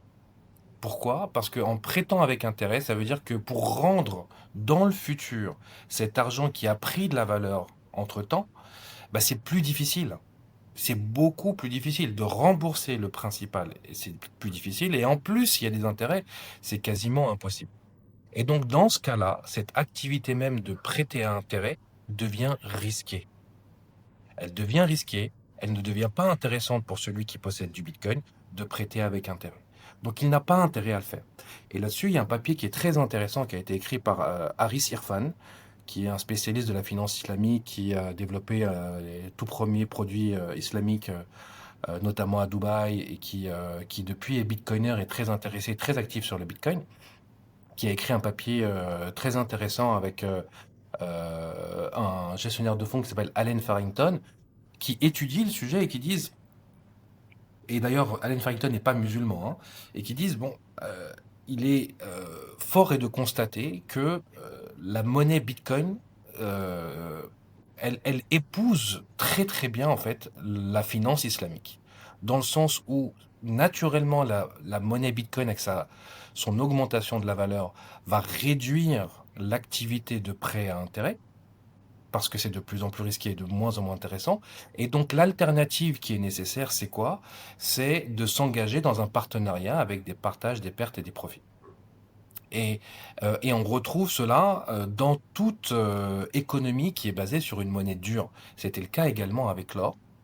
Le fait que la monnaie se préserve dans le temps et prend de la valeur exerce ce processus-là sur le marché qui fait que les gens qui possèdent du Bitcoin ont tout intérêt, déjà ont la capacité de planifier dans le futur, ils n'ont plus la nécessité de rechercher un rendement court-termiste à intérêt, et donc ils ont beaucoup plus intérêt à le préserver en s'engageant dans une activité d'entrepreneuriat et d'investissement plutôt que de prêts garantis à intérêt. Et donc c'est dans ce sens-là que Bitcoin est anti-riba. C'est-à-dire que naturellement, le marché verra ou tendra, aura l'incentive, l'encouragement de ne pas faire de prêt garanti, mais plutôt de s'engager dans de l'entrepreneuriat. Je pense que sur le point de l'utilisation, on est tous plus ou moins d'accord. Dans le sens où, oui, même s'il n'est pas intéressant, Amjad, de prêter, disons, avec riba, du Bitcoin, il est possible de le faire. Il est possible de faire du riba avec du Bitcoin, même s'il n'est pas intéressant. Mais je pense qu'on est tous d'accord sur le point qu'il est possible, mais après ça relève de la responsabilité de chacun. Moi, c'est sur le point de la conception de la monnaie ou de l'actif euh, où j'ai encore un doute. Pour toi, c'est clair, Amjad, la conception de la monnaie fiat est problématique à 100%. Bitcoin, ça relève de l'effort, etc. Mais pour toi, Boubker, du coup, est-ce que cette conception de la monnaie, disons par exemple ce que font les banques avec un clic crée de la monnaie, est-ce que ça devient non problématique si à la suite ils ont l'intention de prêter cet argent sans intérêt? Ou la conception même de la monnaie avec un clic, bah c'est problématique. Je sais pas si c'était clair, mais Oui, ta question, elle est, est-ce que le clic qui rend la création monétaire possible, il est illicite ou pas? Allahu la alam. conception, ouais. Moi, Économiquement, ouais. si les gens remboursent leur dette, même s'il n'y avait pas d'intérêt dessus, si tous les gens remboursaient leur dette, il n'y a plus de monnaie. La monnaie Et- a besoin de oui, crédit. et- bon, il y a beaucoup de C'est choses en ça, fait. c'est le Non, mais souci. C'est que non, ce mais système-là pousse à la dette. Sans dette, et d'ailleurs, ça, c'est un gros sujet, hein, un gros sujet. Les récessions que l'on a viennent du fait que si jamais il y a un ralentissement dans la création monétaire, ça crée des troubles économiques énormes. Les troubles alors économiques que attention, l'on a ouais, aujourd'hui ça c'est sont une parce que conséquence directe. c'est parce qu'on on a une politique monétaire. C'est pour ça que ça crée des troubles ou pas d'ailleurs. Parce qu'on peut très bien décider, par notre politique monétaire, d'effacer tous ces troubles. On peut très bien décider, de par notre politique monétaire, d'effacer les dettes. Mais en fait, je pense qu'il faut distinguer entre l'endettement productif, c'est-à-dire la dette qui finance une activité économique réelle et qui ne génère pas du riba, mais qui permet quand même de créer de l'emploi, de la croissance, de la zakat, etc. Parce que là aussi, on peut intégrer tous ces éléments là-dedans, et de l'endettement qu'on dirait purement spéculatif, l'endettement dont l'objet du contrat lui-même, qui est la dette, qui est générateur de gains et de profits pour une partie au détriment de l'autre. Et donc c'est cette dette-là, cette dette strictement financière, la dette sur les actifs financiers qui pousse à des bulles, qui pousse à des inégalités, à des crises financières. C'est celle-ci qui est problématique, encore une fois, d'un point de vue de la finance islamique. Je, moi, je, Ah, je dis juste un truc parce que faut pas oublier un élément intéressant à regarder et à ne pas occulter. C'est que pendant presque 10 ans, en tout cas en Europe, on a appliqué les taux d'intérêt négatifs. Taux d'intérêt négatif, où c'est le prêteur c'est l'emprunteur, pardon, qui était rémunéré pour emprunter. Et donc, qu'est-ce qu'on fait alors? Qu'est-ce qu'on fait de cela? Même si les économistes disaient que c'était une hérésie, c'était de la folie de le faire, mais on l'a fait quand même. Ça a permis, si tu regardes à l'échelle, encore une fois, macro, en Europe et en France, de sauver les meubles, comme on dit. Ça a permis de préserver de l'emploi, ça a permis de beaucoup de choses. Même si, effectivement, ça a permis à certains qui étaient déjà très riches d'être encore plus riches. Ça a permis à tout un système social, un système de santé, un système de beaucoup de choses de résister et de pas s'effondrer complètement. Et donc, dans la tête d'un non-musulman, ça c'est important de le mettre, il va pas voir comme ça de façon spontanée une forme d'injustice. Là où nous, musulmans, on dit que dans le système, il y a une forme d'injustice. Mais chez un non-musulman, il va pas le voir sous cet angle-là. Parce que quand tu sors quelqu'un de la misère et de la pauvreté à travers la dette, tu peux pas dire que tu es injuste. alors, Euh, je pense que si, en fait. Ça, tout dépend, en fait, de l'horizon de temps dans lequel tu regardes, Booker. D'ailleurs, cette notion d'injustice économique, du fait que de l'exploitation du système fiat est compris par énormément de non-musulmans. Les économistes autrichiens, les gens qui s'intéressent au Bitcoin, une partie significative est non musulmane et ils reconnaissent exactement tout ce que je viens de décrire. Et il explique plutôt très bien. C'est-à-dire qu'effectivement, si pour sauver les meubles à court terme, on crée de la dette avec des taux négatifs, etc., est-ce que c'est une bonne solution? Bien évidemment que ce n'est pas une bonne solution. Pourquoi? Parce qu'on se retrouve aujourd'hui, en 2025, avec des dettes qui sont irremboursables, à des montants qui sont inimaginables et dont tout le monde sait qu'ils ne seront jamais remboursés. On est aujourd'hui on est en France par exemple, pour prendre un exemple. La France n'arrive pas à clôturer, à définir un budget pour l'année 2026. On change de Premier ministre tous les 3 mois. Quasiment toutes les semaines maintenant, la question c'est qui va-t-on taxer pour pouvoir essayer de réduire un petit peu le déficit, sachant qu'on ne l'empêchera pas, ça sera juste une réduction légère. On est même quasiment incapable de payer le service de la dette, les intérêts de la dette, on n'y arrive quasiment plus. Les États-Unis dépensent annuellement 1 trillion de dollars d'intérêts de dette. C'est le premier budget du gouvernement. C'est juste hallucinant. Donc, la réalité, c'est que non, ça n'a pas été une bonne solution. Ça a été juste de gagner du temps à très court terme.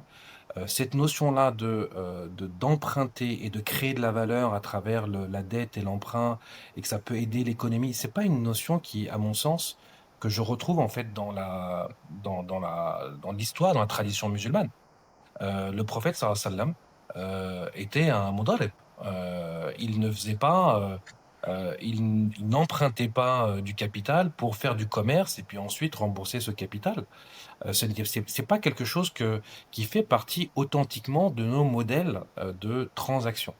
Le prêt, effectivement, existe en islam, mais il ne fait pas partie des activités commerciales.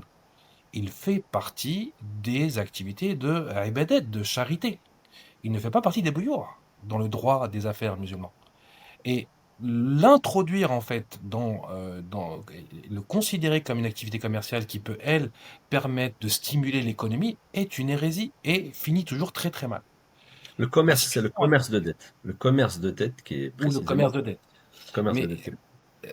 ouais, effectivement, le commerce de dette et surtout cette logique d'avoir une monnaie adossée à la dette, qui est très problématique encore une fois. Comment se termine cette histoire-là? Parce que c'est pas comme si on n'avait pas vu en fait ce schéma et ce film déjà par le passé. Les monnaies fiat, on a beaucoup d'exemples historiques. On sait comment elles se terminent. Elles se terminent par tout simplement un effondrement de la monnaie. C'est mathématique. La monnaie va continuer de se dévaluer. On va rentrer dans une phase d'hyperinflation. La seule question, c'est quand. Mais le processus est inarrêtable. Et il est assez facile de le voir en comparant la valeur de la monnaie par rapport à l'or. Aujourd'hui, on se retrouve et on est en train de faire un tournant assez significatif, une révolution monétaire qui est acceptée en fait par les États-Unis qui possèdent la monnaie de réserve mondiale. Au point où les Américains aujourd'hui ont accepté de dévaluer, de laisser leur monnaie se dévaluer, voire même d'encourager cette dévaluation-là, parce qu'elle permet de réduire en fait la pression sur, sur le dollar. On appelle ça le debasement trade. La plupart maintenant des institutions, et c'est pas un hasard du tout d'ailleurs, que les institutions financières mondiales s'intéressent de plus en plus maintenant au Bitcoin et également à l'or. On a vu l'augmentation du prix de l'or n'est pas du tout un hasard, mais s'intéresse énormément au Bitcoin. On voit des institutions comme la Deutsche Bank qui produit des papiers en recommandant aux banques centrales de réfléchir à établir des réserves stratégiques de Bitcoin. On voit des institutions financières qui étaient farouchement opposées au Bitcoin, comme JP Morgan, qui dit maintenant à ses clients, ces institutions financières, mettez vos Bitcoins chez nous, on vous donnera des lignes de crédit en contrepartie. On voit quasiment tous les pays qui sont soit en train de mettre en place une réserve stratégique de Bitcoin, soit en train de réfléchir à mettre en place un cadre leur permettant de le faire. Euh, Pourquoi? Ce n'est pas un hasard, encore une fois. C'est parce que il est, je pense maintenant clair pour tout le monde que, la monnaie de réserve mondiale, le dollar, va s'effondrer de toute façon, c'est inévitable, mais continuer à se dévaluer fortement, et donc il est nécessaire de trouver une alternative monétaire. Quelle est cette alternative monétaire? Le monde aura tout de même besoin d'une réserve monétaire mondiale. Laquelle sera-t-elle? Là, on peut discuter, on peut spéculer sur quelle forme de monnaie ça sera. Certains pensent que l'or reviendra comme monnaie de réserve mondiale. Je pense que ça ne sera pas le cas pour des raisons plus intrinsèques à l'or. Et je pense que le Bitcoin est le meilleur pour ça. Il répond à tous les besoins de l'économie moderne. Et c'est pour ça que je disais, le monde, l'humanité aujourd'hui a besoin du Bitcoin. Parce qu'il a besoin d'avoir une monnaie, un support d'échange de valeur, et les fiat ne fonctionnent pas.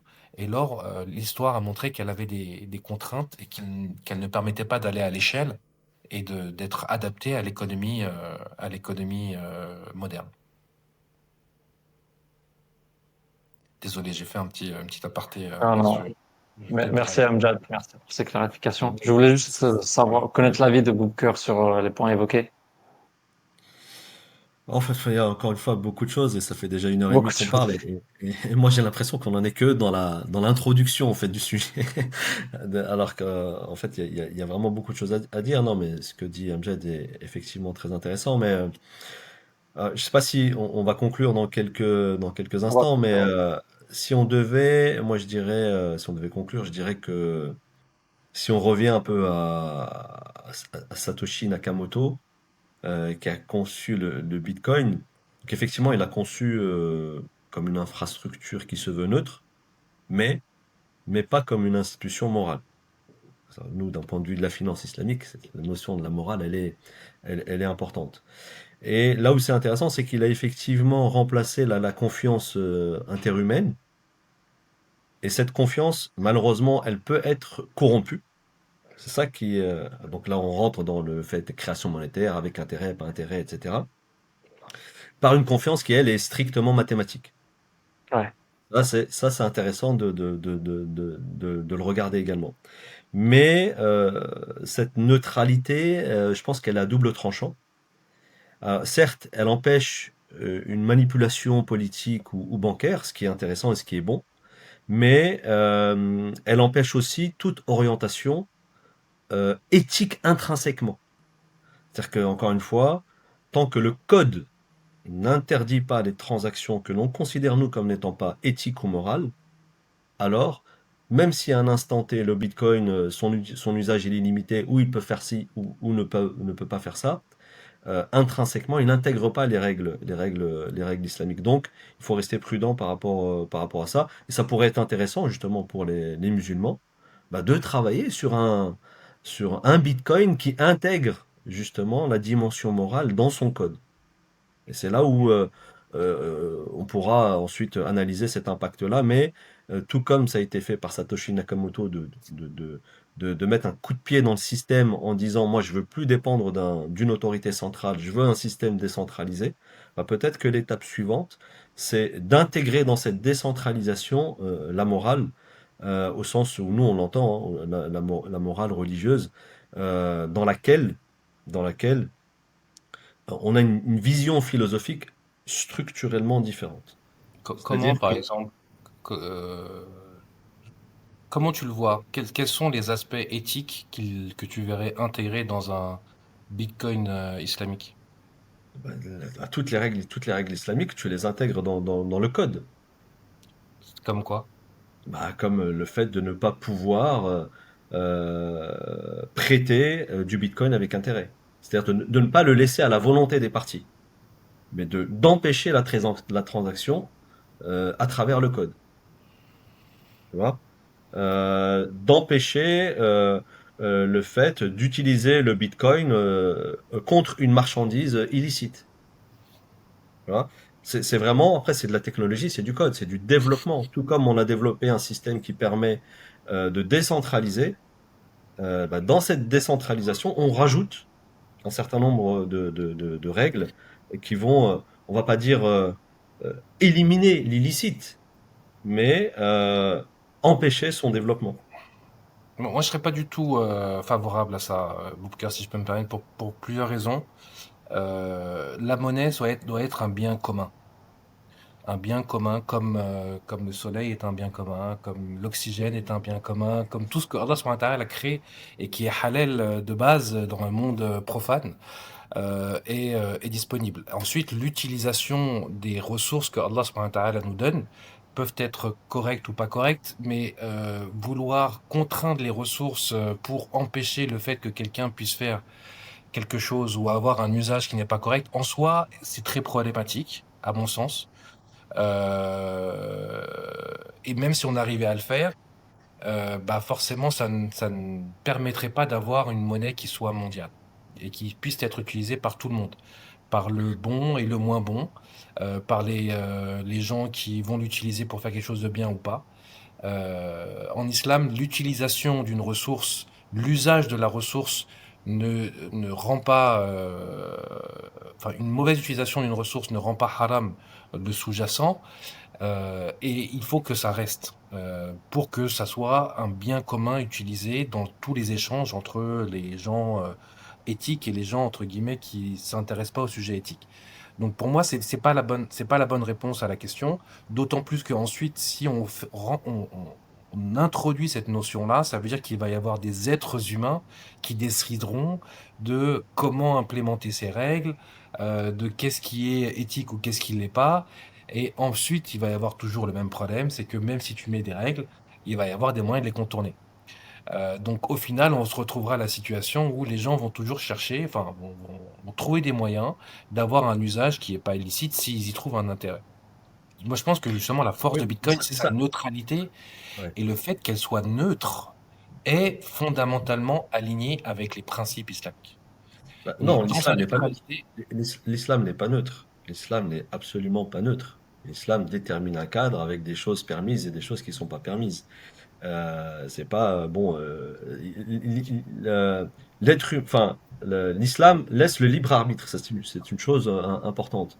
Mais en soi, l'islam n'est pas neutre. Donc, c'est mettre en parce que, place. Non, juste parce qu'en fait, toi, tu parles d'un actif dans un système. Moi, je te parle de dans ce système, on intègre les règles qui empêchent justement les dérives que tu dénonces et qu'on dénonce d'une façon générale. bah, je Et pense que donc, ça serait une bédra très néfaste. Le prophète sallam ne l'a pas mis en place, premièrement. le prophète sallam, Et le prophète cette sallam contrainte, nous a donné, comment? il a pas mis en place le système, mais il nous a donné les Ouais, règles à bien sûr. appliquer dans un système. Et donc, Elles sont rien ne nous applicables. interdit rien ne nous interdit, rien ne Elles nous sont, empêche elles sont de applicables à Bitcoin. codifier ces règles dans un code informatique. Non, là, ça devient problématique à mon sens parce qu'encore une fois, ça fait rentrer une gouvernance, une centralisation de quelqu'un qui va décider de cette manière-là, l'implémentation, quand bien même on pourrait être mis d'accord sur ces règles, la manière de l'implémenter va être problématique. Elle va faire toujours introduire des biais humains. Et quand bien même on le faisait, ça veut dire quoi? Ça veut dire qu'on aurait une monnaie que pour les musulmans et puis du coup les non-musulmans, on n'échange pas avec eux, on n'a pas d'activité Non? commerciale avec eux. Non, parce Je que pense que ça, ça serait très problématique. c'est Juste pas pour terminer interdit. sur le sujet pour moi, pourquoi Bitcoin est tout à fait aligné sur les principes islamiques, c'est parce qu'il permet comment dire, de répondre aux attentes de la jurisprudence islamique en termes de souveraineté, de propriété privée. Parce qu'il y a encore une grosse différence avec le système des monnaies fiat. Bitcoin est la seule monnaie, à ma connaissance, qui permet à celui qui la possède d'en disposer de la manière dont il le souhaite. Ce qui n'est pas le cas avec les monnaies fiat. Une personne Si, qui a alors de là, l'argent, moi, je suis pas tout à fait d'accord avec toi, parce qu'avec les monnaies fiat, il y a plein de systèmes parallèles dans lesquels tu peux disposer de ta monnaie comme tu veux. Je peux te donner un exemple dans certains pays où certains billets sont interdits. Certains, par exemple en Algérie, il me semble que le billet de 200 dinars, il est interdit depuis longtemps, il n'est même plus imprimé. Et pourtant, il continue d'être utilisé et être accepté par les commerçants. Donc, tu vois, l'exemple de l'Algérie, Boubker. Est-ce que de quelqu'un quoi? qui a de son argent en Algérie peut l'envoyer en France ou ailleurs dans le monde comme il le souhaite? Alors, ça, c'est encore autre chose. Là, on C'est, parle c'est, d'autre c'est- chose. On parle bah, d'un on parle système. exactement de ça. On parle d'une Non, personne qui a de ce que, l'argent et sa ce que capacité le, à en disposer. ce que la technologie permet de faire, c'est de le faire vite et de le faire à moindre coût. Pas que. Et de le faire aussi de manière sans avoir à passer par un intermédiaire de confiance. Ce Oui, point-là est oui, mais fondamental. oui, mais c'est C'est le l'essence contrôle même des du capitaux. Bitcoin, c'est l'élimination du tiers de confiance. Mais déplacer des billets dans des valises d'un point A à un point B, ça se fait aussi. Ça se fait aussi, sauf que c'est plus long et il y a plus de risques. Et le Bitcoin aussi, c'est plus rapide, mais il y a quand même des risques. Le jour où l'autorité Il faut dit quand c'est même les interdit, c'est convertir. interdit. Il faut quand même les convertir. Enfin, Oui, mais pas forcément. Si à l'autre bout du monde, tu as quelqu'un qui accepte ce que tu lui amènes, c'est bon, le problème il est réglé. C'est juste, est-ce que tu vas arriver à le transporter ou pas? C'est-à-dire que fondamentalement, on n'a pas réglé le problème en fait. je C'est juste, comprends. on a permis que les choses se fassent plus vite. Effectivement, la blockchain, c'est ce En qu'elle fait, apporte. pas que, Ouais. là-dessus, je suis pas complètement d'accord avec toi, Booker. Pas que, pourquoi? Parce que dans un système fiat, il y a quand même l'autorité qui gère cet argent, qui a le droit d'imposer ses propres règles. Et d'ailleurs, il y a l'extraterritorialité, bon bref, vous Non, m'avez compris, territorialité. territorialité, L'extraterritorialité. exactement, du dollar, qui fait que les Américains sont capables d'imposer leurs lois sur le dollar qui est utilisé à l'étranger. D'accord? On est d'accord. Donc cette Oui. notion-là, en fait, de l'autorité centrale qui peut être en mesure de pouvoir restreindre l'utilisation du capital, geler des comptes. On a très bien vu avec la Russie, avec l'embargo russe récemment, etc. Mais également de nombreux pays musulmans ou de pays arabes qui ont fait l'objet de sanctions internationales, etc. Donc tout ce système-là, en fait, est complètement remis en question avec Bitcoin. Bitcoin est la seule chose qui existe aujourd'hui qui permet à son possesseur d'en disposer comme il le veut, sans intermédiaire. Pour pouvoir utiliser une monnaie fiat, je vais devoir passer par des canaux, des tuyaux, des rails de paiement qui vont nécessairement contrôler que cet argent-là réponde aux règles de celui qui les a imposées. Et cet aspect-là, en tant que tel, en tout cas la vision du Bitcoin, est beaucoup plus proche, à mon sens, de la jurisprudence islamique, puisqu'elle permet à chacun de posséder son mail lui-même et d'en disposer de manière libre. Donc En fait, c'est un exemple juste pour dire que intéressant. Non, ce que tu veux dire, c'est que Bitcoin, c'est une technologie libératrice. On exactement. est d'accord. Moi, ce que je suis en train de Et dire, qui respecte les oui. maqas et les shari'a, qui Alors, respecte les maqas et les shari'a, qui sont ouais, c'est là où moi je nuance un peu. C'est que je te dis, je suis d'accord avec toi. Le Bitcoin, c'est une technologie libératrice, mais pour moi, c'est pas une boussole morale, là, dans Ah son bah état non, actuel. non, non, non, Voilà. on est d'accord. Il y C'est aura ça. toujours C'est juste que certains. quand on... Non, non, c'est parce que quand on parle du Bitcoin et qu'on le défend et qu'en face on l'oppose à un comportement immoral, un système centralisé, parce qu'il y a des gens qui contrôlent, donc on est dans... on oppose la Non, non, je suis technologie à un d'accord. système immoral. Et ce Le que je suis fait juste de... en train de te dire là, c'est que pour moi, en conclusion, le Bitcoin, c'est une technologie libératrice, mais c'est pas une boussole morale. Là où la charia, au contraire, c'est une boussole morale avant d'être un système économique. Non, là, Et on est c'est d'accord. On est et c'est d'accord. là où il faut essayer de trouver comment compléter la technologie en y intégrant cette boussole morale pour justement bah, limiter. Et c'est notre rôle en tant que musulmans. Ouais. C'est le message que l'on porte. C'est Non, c'est de je suis d'accord transmettre le avec toi message de bon que, comportement.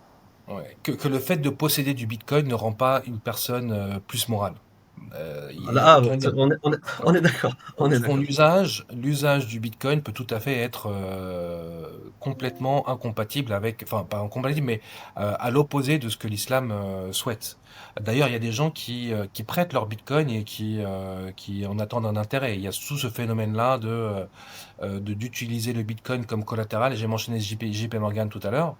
Les banques veulent utiliser ça, veulent quand même continuer à faire du riba sur du Bitcoin. Bien évidemment, ils vont chercher à le faire, à générer du Oui, rendement dessus.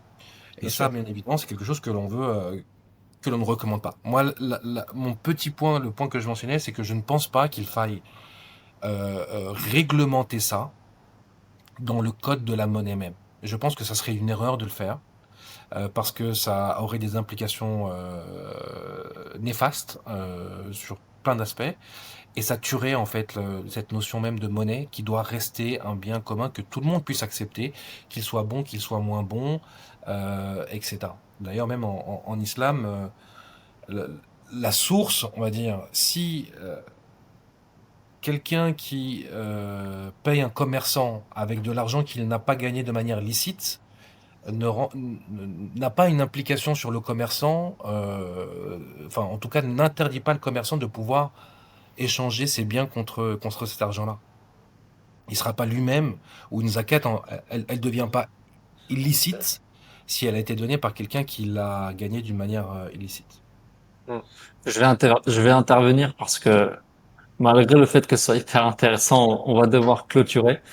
Mais là, on a un point clair de divergence, disons, où Booker avance l'idée que, OK pour un Bitcoin, mais si on peut y inclure une boussole morale, ça serait encore mieux. Et Amjad est contre cette idée parce que ce serait comme une restriction de la nature même de cette monnaie. J'ai un avis, mais je vais pas le donner, comme ça je reste neutre. Mais j'ai juste une anecdote. Par exemple, ici à Dubaï, les banques islamiques ne permettent pas de payer quelque chose dont l'activité est haram. Par exemple, je peux pas utiliser ma carte bancaire pour acheter du tabac, par exemple, ou de l'alcool. Ça refuse le paiement. Ouais.